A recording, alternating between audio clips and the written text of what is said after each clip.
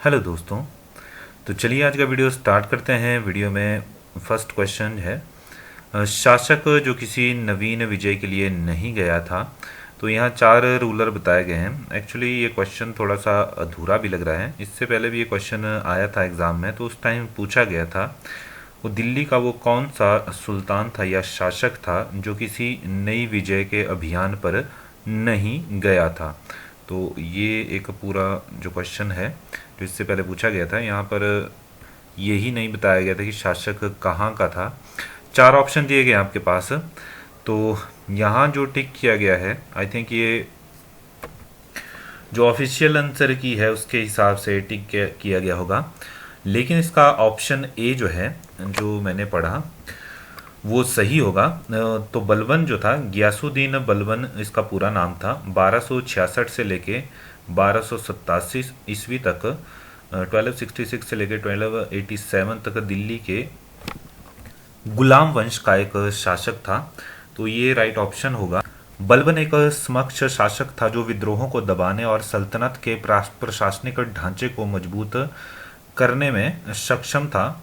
और बलबन जो था किसी भी नए विजय के अभियान पर नहीं गया था, बल्कि उसने उन क्षेत्रों को जो उसके पास थे उन पे ध्यान केंद्रित किया और उनको मजबूत किया। तो बलबन 81 का जो है राइट आंसर है, जो मैंने पढ़ा है मेरे हिसाब से। ऑप्शन डी इसके लिए शायद रॉन्ग है। अगर आप इसके बारे में कुछ जानते हैं तो प्लीज़ कमेंट करिए। ऑप्शन डी जो है इसका राइट आंसर है आंसर की के हिसाब से, पर थोड़ा सा इसमें भी कंफ्यूजन है सी और डी के बीच में। अगर आप कुछ जानते हैं तो प्लीज़ कमेंट करिए, ताकि जो आगे वीडियो देखें उनको आपके कमेंट से हेल्प हो पाए। कई बार जो क्वेश्चन पेपर होते हैं उसमें बहुत से क्वेश्चन जो है, आपने देखा होगा HPSSC बोर्ड में बहुत से क्वेश्चन जो हैं कई बार क्वेश्चन पेपर में ऐसे पूछे जाते हैं जिसमें आंसर की में भी फिर जो आंसर की आती है उसमें उनके आंसर्स गलत होते हैं। और बाद में फिर जो है बोर्ड की तरफ से टाइम दिया जाता था कि आप अपने आंसर, अगर आपको लगता है कि आंसर ये गलत है आंसर की में, तो आप सही आंसर का प्रूफ लाइए, और उसके बाद जो था आंसर को बदल दिया जाता था। अगला क्वेश्चन पूछा गया हमसे, निम्न में से कौन सा विजयनगर का प्रथम शासक वंश था। आपको वंश बताना है। तो संगम राजवंश, ऑप्शन ए जो है इसके लिए राइट आंसर होगा। संगम राजवंश जो था विजयनगर पर शासन करने वाला पहला वंश था। तो जो पहला शासक था संगम वंशज का, तो उनका नाम था हरिहर प्रथम। याद रखेंगे आप, हरिहर प्रथम जो था संगम वंश का जो पहला शासक था, और इसने ही 1336 ईस्वी में जो था विजयनगर साम्राज्य की स्थापना की थी। और विजयनगर साम्राज्य की स्थापना करने के साथ ही राजधानी जो था हम्पी को बनाया था। तो ये भी याद रखेंगे आप, हम्पी राजधानी थी विजयनगर की, और संस्थापक थे हरिहर प्रथम। 1336 ईस्वी से 1356 ईस्वी तक इन्होंने शासन किया था। अगले क्वेश्चन की तरफ बढ़ते हैं। इसमें पूछा गया है, निम्न में से किस सम्राट का मकबरा भारत के बाहर है। चार ऑप्शन दिए गए हैं यहाँ पे, चार ऑप्शन दिए गए हैं आपके पास। तो अकबर, औरंगजेब, शाहजहां और जहांगीर। तो इसमें से जो जहांगीर है उसका मकबरा जो है भारत के बाहर है, और ये लाहौर में शहादरा में स्थित है। इसके अलावा अगर बाबर भी ऑप्शन में होता तो बाबर का मकबरा भी भारत में नहीं है, ये अफगानिस्तान में स्थित है। इसके अलावा अकबर और औरंगजेब जो हैं, इसमें अकबर का जो मकबरा है वो आगरा से 4 किलोमीटर दूर सिकंदरा एक जगह है वहाँ पर है। जबकि औरंगजेब का मकबरा औरंगाबाद ज़िले में है, जो कि आपका ज़िला माफ़ कीजिए, जो कि महाराष्ट्र स्टेट में पड़ता है। तो खुलदाबाद एक जगह है औरंगाबाद में, औरंगाबाद ज़िले में, जो कि महाराष्ट्र का एक ज़िला है। और शाहजहां का मकबरा भी आपको पता है, ये आगरा में स्थित है। और जहांगीर का तो हमने देख लिया, भारत के बाहर है लाहौर में शाहदरा नगर में। अगले क्वेश्चन की तरफ बढ़ते हैं। शिवाजी का सबसे लंबा सैन्य अभियान किसके विरुद्ध चला था। चार ऑप्शन दिए गए हैं आपके पास। ऑप्शन बी कर्नाटक इसके लिए राइट ऑप्शन होगा। और ये कर्नाटक अभियान क्या था, तो शिवाजी का अंतिम महत्वपूर्ण अभियान ये 1677 में चलाया था, 1677 ईस्वी में। इस अभियान का मुख्य उद्देश्य बीजापुर के आदिल शाही राज्य पर अधिकार करना था। और एंड में जो था इनको बाद में इनको संधि करनी पड़ी थी कुछ शर्तों के साथ। शिवाजी का पूरा नाम शिवाजी राजे भोंसले था। 19 फरवरी 1630 को इनका जन्म हुआ था शिवनेरी दुर्ग में, जो कि महाराष्ट्र में है। इनकी मृत्यु हुई थी 30 अप्रैल 1680 को, 50 साल की उम्र में लगभग। और मृत्यु स्थान का था इनका रायगढ़। संभाजी इनकी संतान थी, इनके पुत्र का नाम संभाजी था और छत्रपति की उपाधि थी इनके पास, छत्रपति शिवाजी कहा जाता था इनको। शासनकाल रहा है इनका 1642 ईस्वी से 1680 ईस्वी तक और एक मराठा वंशज थे। तो चलिए आगे बढ़ते हैं, याद रखेंगे आप ये सब। भारत में ब्रिटिश शासन की प्रारंभिक अवस्था में अंग्रेजों को हराने वाला भारतीय शासक था। 86 के लिए option B Haidar Ali right option है। हैदर अली एक भारतीय शासक था जिसने भारत में अंग्रेजों को उनके शासन के प्रारंभिक चरण में हराया था। जब अंग्रेज नए नए आए थे तो हैदर अली ने उन्हें हराया था। हैदर अली दक्षिण भारत में मैसूर साम्राज्य का सुल्तान हुआ करता था उस समय। उन्हें प्रसिद्ध शासक टीपू सुल्तान के पिता के रूप में जाना जाता है। तो ये भी याद रखेंगे आप, टीपू सुल्तान जो थे उसके पिता थे ये हैदर अली और इन्होंने अंग्रेजों को हराया था जब अंग्रेज नए नए भारत आए थे। चलिए आगे बढ़ते हैं, 87 देख लेते हैं। इसमें पूछा गया है किसने स्वयं को बहादुर शाह का गवर्नर घोषित किया। तो 87 का ऑप्शन डी राइट ऑप्शन है इसके लिए। खान बहादुर खान ने जो था बहादुर शाह जफर का खुद को गवर्नर घोषित किया था। और आप बहादुर शाह जफर जो है उनके बारे में भी जानते होंगे। ये अंतिम जो थे मुगल राजा थे। तो 1856 में जो भारत के गवर्नर जनरल थे उस समय गवर्नर जनरल कैनिंग ने फैसला लिया था कि जो बहादुर शाह जफर हैं ये अंतिम मुगल राजा माने जाएंगे और इनकी मृत्यु के बाद जो है इनका कोई भी वंशज जो है उसको राजा के रूप में मान्यता नहीं दी जाएगी। उसके बाद जो भी इनके वंशज हुए वो राजकुमार ही कहलाए, राजा नहीं बने। चलिए आगे बढ़ते हैं, 88 देख लेते हैं। इसमें पूछा गया है भारतीय राष्ट्रीय कांग्रेस की अध्यक्षता करने वाला प्रथम राष्ट्रवादी नेता था। ये क्वेश्चन ऐसे भी पूछा जाता है कि भारतीय राष्ट्रीय कांग्रेस के प्रथम अधिवेशन की अध्यक्षता किसने की थी। तो याद रखेंगे आप, WC बनर्जी जो था इन्होंने की थी। और भारतीय राष्ट्रीय कांग्रेस के बारे में भी आप जानते ही होंगे, इससे भी क्वेश्चन पूछा जाता है। भारतीय राष्ट्रीय कांग्रेस की स्थापना जो थी 72 जो मेंबर्स थे, प्रतिनिधि थे, उनकी उपस्थिति में हुई थी। और ये कब हुई थी, ये इंपॉर्टेंट है डेट, 28 दिसंबर 1885 को, 28 ऑफ दिसंबर 1885। और कहाँ पे हुई थी, मुंबई के गोकुलदास तेजपाल संस्कृत महाविद्यालय में। तो कॉलेज का नाम है गोकुलदास तेजपाल संस्कृत महाविद्यालय, इसमें हुई थी जो कि मुंबई में स्थित है। इसके संस्थापक और महासचिव जनरल सेक्रेटरी ये सब A.O. ह्यूम थे। तो A.O. ह्यूम का नाम भी आपने सुना होगा। और A.O. ह्यूम ने जो था कलकत्ता के जो व्योमेश चंद्र बनर्जी थे, जो ऑप्शन में दिया गया है WC बनर्जी, पूरा नाम इनका व्योमेश चंद्र बनर्जी था, इनको जो था अध्यक्ष नियुक्त किया था। तो याद रखेंगे आप, दो तरह से ये क्वेश्चन पूछा जा सकता है। 88 का डी राइट ऑप्शन था। चलिए क्वेश्चन में आगे बढ़ते हैं। तो अगला क्वेश्चन पूछा कि गांधी जी के साथ कितने अनुयायी जो थे दांडी यात्रा में साथ गए थे। तो आपको ऑप्शन ए इसका राइट आंसर है 78, 78 अनुयायियों के साथ महात्मा गांधी जी जो था उन्होंने दांडी यात्रा शुरू की थी। कहीं कहीं पर आपको 79 भी देखने को मिलेगा, लेकिन 78 आपको बहुत सी बुक्स में और बहुत सी जगह देखने को मिलेगा। तो ऑप्शन ए इसका राइट आंसर होगा। गांधी जी ने जो था 12 मार्च को साबरमती आश्रम से दांडी मार्च जो था उसका जो शुरू किया था और 12 मार्च से लेके 6 अप्रैल तक ये चला था। 24 दिन की ये इनकी पूरी यात्रा थी। इसमें इनको 241 मील की दूरी तय करनी थी, इन्होंने की। और जिसको मील को अगर हम कन्वर्ट करें तो लगभग 390 किलोमीटर ये चले थे। तो ऑप्शन ए 89 के लिए राइट आंसर हो जाएगा। चलिए 90 देख लेते हैं। इसमें पूछा गया है कांग्रेस के किस अधिवेशन के बाद मोहम्मद अली जिन्ना ने कांग्रेस छोड़ दी थी। ऑप्शन सी 90 के लिए राइट आंसर है। जो कांग्रेस का अधिवेशन हुआ था नागपुर में 1920 में, उसके बाद जो था मोहम्मद अली जिन्ना ने कांग्रेस छोड़ दी थी। और एक क्वेश्चन ये भी पूछा जाता है कि जो मुस्लिम लीग था उसने सबसे पहले जो था भारत के विभाजन की मांग कब की थी, कि भारत से अलग मुस्लिम के लिए पाकिस्तान बनना चाहिए। तो ये भी याद रखेंगे आप, 1940 में जो था मुस्लिम लीग ने एक अलग पाकिस्तान राज्य की मांग की थी।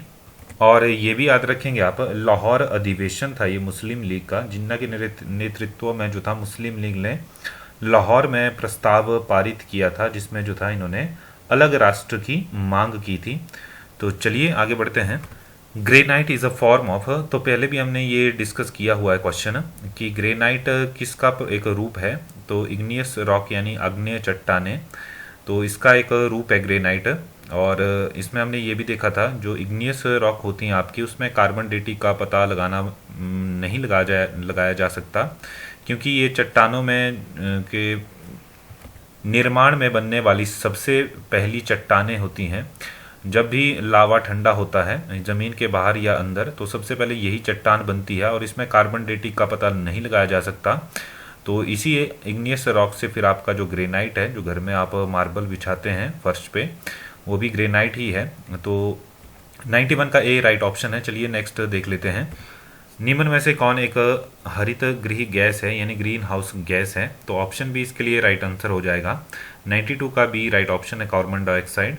नेक्स्ट है 93, इसमें पूछा गया है समुद्री जल की लवणता अधिकतम होती है, तो कहाँ पर अधिकतम होती है।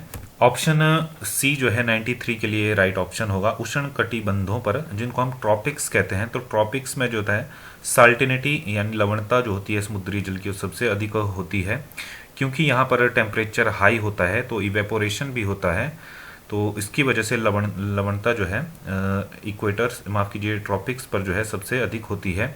और सबसे अधिक लवणता वाला जो हमारा सागर है, जिसका नाम अमृत सागर है या लाल सागर भी बोलते हैं हम, रेड ओशियन, तो रेड ओशियन की लवणता जो है सबसे अधिक है और इसकी लवणता प्रति हजार पर 240 है। ये भी याद रखेंगे आप। इसमें नमक की इतनी उच्च सामग्री है क्योंकि यह जो था उष्ण कटिबंधीय क्षेत्र यानी ट्रॉपिक्स में स्थित है, जो कि गर्म है, और इसमें वाष्पीकरण की जो दर है, रेट है इवेपोरेशन का, वो काफ़ी हाई है। चलिए नेक्स्ट देखते हैं 94। 93 का सी राइट ऑप्शन था। The soil found in the marshy areas are known as, यानी कच्ची क्षेत्रों में पाए जाने वाली मृदा इससे जानी जाती है, तो किस नाम से जानी जाती है। ऑप्शन ए है बोग मृदा, तो बोग मृदा पाई जाती है आपकी कच्ची क्षेत्रों में। और बोग को हम हिंदी में बोलें तो जो दलदल वाली आपकी मिट्टी है उसे कहा जाता है बोग सॉइल, याद रखेंगे। चलिए आगे बढ़ते हैं। Which of the following is a tropical grassland, तो इसमें से उष्णकटिबंधी घास मैदान कौन से हैं। ऑप्शन ए राइट आंसर है 95 का। तो जो स्वाना होते हैं आपके, स्वाना को उष्णकटिबंधीय घास के मैदान के रूप में अक्सर जाना जाता है। और ये कहाँ पर है उष्णकटिबंधीय अधिकतर जो घास के मैदान हैं, इनमें सिलवॉस है, स्वाना है, लानोज है, पार्कलैंड है, कैंपास है।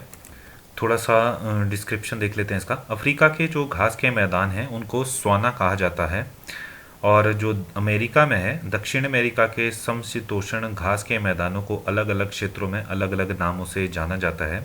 तो दक्षिण अमेरिका में किन किन नामों से जाना जाता है, पैरामोस, पूना, पंपास, कैंपोस और पेटागोइनन स्टेपीज। तो अतः जो उत्तरी अमेरिका है, ये तो दक्षिणी अमेरिका आ गया, उत्तरी अमेरिका के जो घास के मैदान हैं उनको प्रेयरी कहा जाता है। तो देख सकते हैं आप, उत्तरी अमेरिका में घास के मैदान ही हैं उनको प्रेयरी बोलते हैं, जबकि अफ्रीका में जो घास के मैदान उनको स्वाना बोलते हैं। और 95 का ए स्वाना सही होगा, क्योंकि जो प्रेयरी होते हैं वो समशीतोष्ण क्षेत्र होते हैं, जहाँ जबकि यहाँ उष्णकटिबंधीय घास मैदान पूछा गया है, तो इसलिए 95 का ए राइट ऑप्शन है। बाकी जो डिफरेंस था वो मैंने देख लिया दोनों में। चलिए आगे बढ़ते हैं। हॉर्टिकल्चर सर्वाधिक फैली हुई है, तो हॉर्टिकल्चर तो आप जानते ही हैं, तो सर्वाधिक जो फैली है वो किस रीजन में है, तो भूमध्य सागरीय क्षेत्रों में, यानी मेडिटेरेनियन रीजन जो है आपका भूमध्य सागरीय क्षेत्र, उसमें जो है आपकी हॉर्टिकल्चर फैली हुई है, याद रखेंगे। तो हॉर्टिकल्चर के बारे में तो आप जानते ही हैं। Horticulture refers to the cultivation और process of fruit, vegetable, ornamental plant, flower etcetera. दक्षिण एशिया यानी साउथ एशिया, जहाँ पर हम रहते हैं, हम साउथ एशिया में रहते हैं भारत में, तो यहाँ पर जो है मुख्य खाद्य फसल कौन सी है। 4 ऑप्शन दिए गए हैं, ऑप्शन बी इसके लिए राइट आंसर होगा। चावल यानी राइस जो है वो सबसे मुख्य खाद्य फसल है, फूड क्रॉप है साउथ एशिया की। ऑप्शन बी 97 के लिए याद रखेंगे आप, सही ऑप्शन है। नेक्स्ट है the queen of Himalaya is, तो जो क्वीन ऑफ हिमालय है वो किसे कहा जाता है। ऑप्शन बी राइट आंसर है। कंचनजंगा जो है उसे पीक ऑफ, माफ कीजिए, क्वीन ऑफ हिमालयस कहा जाता है।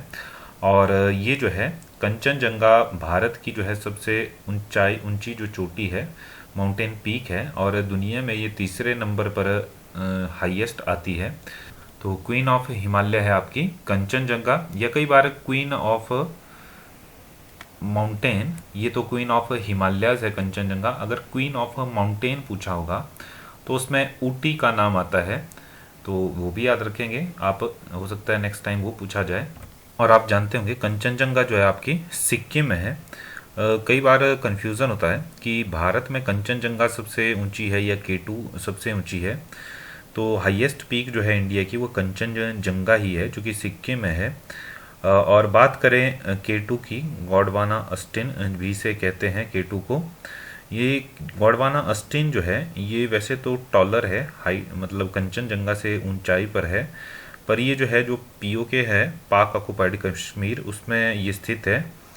और तो फिर उस हिसाब से कंचनजंगा को ही हम भारत की सबसे ऊंची चोटी मानते हैं। चलिए आगे बढ़ते हैं।